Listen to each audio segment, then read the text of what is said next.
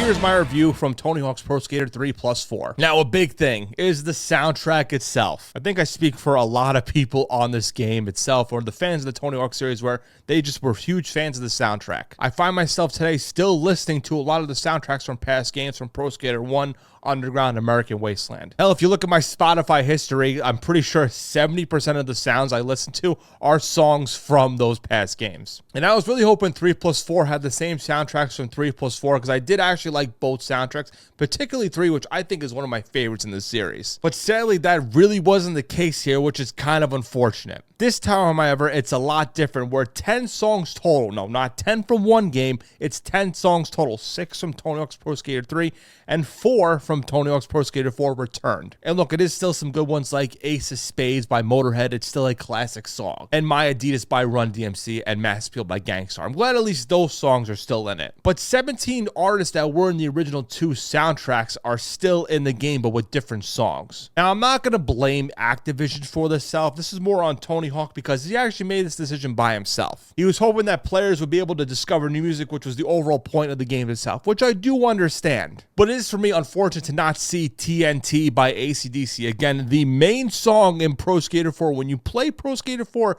that's the song in the intro. And no Express Yourself by NWA. I'm just disappointed it's not seeing those songs in it. But I will say a lot of the new songs, like Lupe Fiasco's Kick Push, I know it's not a new song, but I'm saying new for this one.